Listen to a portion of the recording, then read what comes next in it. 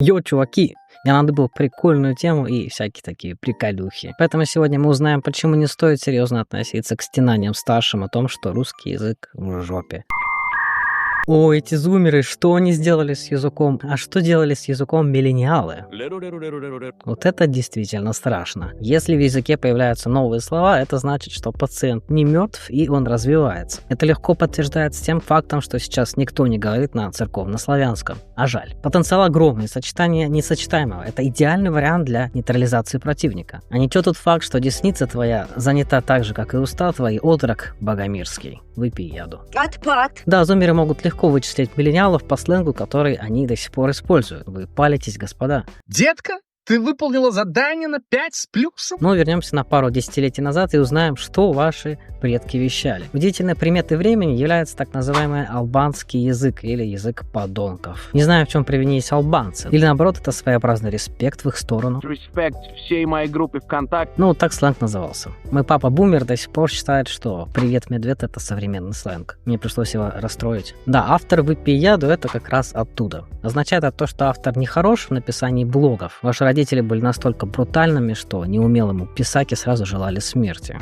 Ну чего мелочиться. Если автор был хорош, то ему сообщали, что он жжет. Поэтому, если кто-то ставит в комментариях много огонечков, то да. Перед вами миллениал, который находится в неописуемом восторге от предоставленного материала. Мем «Я креветка» мне лично непонятен, но это скорее можно сравнить с мемом о Боба. То есть смысл в том, что смысла нет. Просто «Я креветка» и все. Я креветку.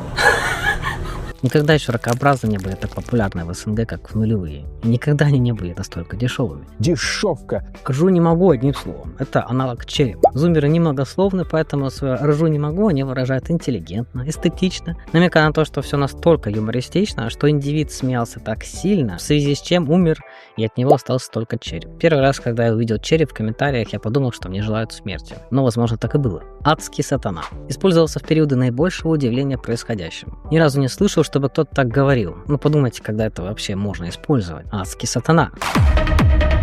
Адский сатана. Существо высшего порядка. Да когда угодно, в общем.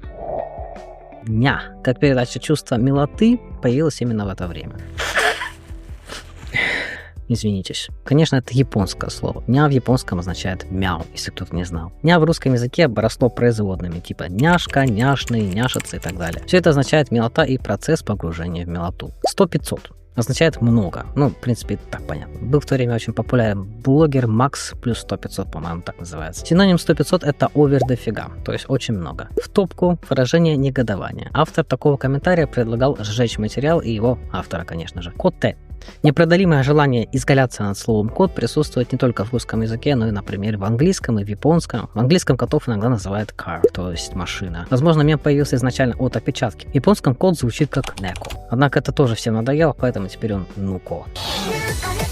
В то же время, кстати, получил заслуженное признание и кот Манул. В 2008 году появились мемы с манулами и надписью «Погладь кота». Чаще всего они сопровождались также убедительной просьбой «Погладь кота, сука!». В то время ВКонтакте еще не был таким безоговорочным говном и гребаной помойкой. Даже был вполне себе приятным сайтом, на котором люди общались, оставляя послания друг друга на стенах. И следуя трендам, ВКонтакте можно было также одарить кого-то изображением Манула. Долгое время я отсутствовал в русскоязычной среде, когда жил в Японии, а потом, начав общаться с людьми, которые варились все это время в новом сленге, я вообще не понял, о чем они говорят. Когда мне написали в переписке «Ару», я спросил, что случилось. А потом мне написали «Ару как степная утка», и я так орал с этого. В нулевые также модно было хейтить Аматуя.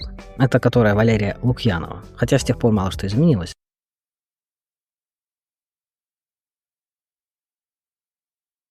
Макияж. Тогда ее называли богиня через А, вагиня. И хейтеры ее назывались насекомые через И. Если верить сайту Луркмор. Луркмор является цитаделью миллениальского сленга, в котором все статьи написаны именно в стиле нулевых. Мне даже в то время этот язык казался каким-то нечеловеческим, и понять все термины было сложно. Но были люди, которые писали на них целые статьи, и они даже разговаривали на этом языке. И статья об Аматуе там до сих пор висит в архиве. Если ты не понимаешь, о чем это, поздравляю, ты нормальный человек. Сейчас таких инфлюенсеров, как Аматуя тьма, но она была одной из первых, если не первой вообще. Бывшая девушка Angel Teen, создателя сайта, люто негодует по поводу пристрастного отношения того к богине и, являя человеколюбие, всячески защищает ее на страницах ВКонтактика, угрожая этим вашим интернетом анальными карами. Яро индульгировать. Дрочить с энтузиазмом по заветам ННВ. Ну что, поинтульгировали? Вернемся к сленгу. БГГ или другие звуки до эмодзийной эпохи. Если ныне ты выражаешь эмоции через вот эти вот значки, то в нулевых приходилось выкручиваться буквами. БГГ — это не опечатка, а саркастичный смешок. Это такая ГГГ, но с презрением. И истерика, граничащая с помешательством. Пациент в экстазе. В тему кричали в комментариях, когда пост был максимально гениален. Если мне сейчас кто-нибудь такое напишет, забаню нахер. На современном это выдал базу. Пруфлинк или не было? Древний аналог. Пока не доказано. Не ебет, что сказано. Харе. Аналог «стой, хватит», но с нотками усталости от жизни. Чё? Универсальный ответ на любой неожиданный поворот событий. Пошел нах, вежливый отказ продолжать диалог. В нулевые не ставили лайки, писали «зачет», зачетно или не зачет. 5 баллов, высшая похвала, 2 с минусом, мягкая «ты дебил». Задолго до рофл было смешно.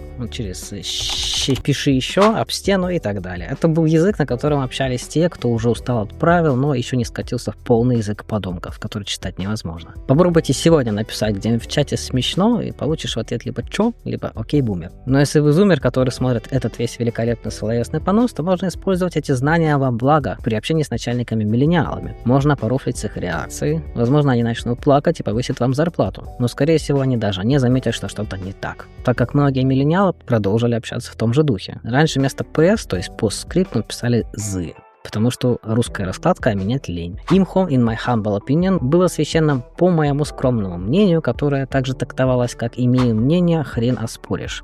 Ну или не хрен, а что-то более внушительное. Рафлянчик.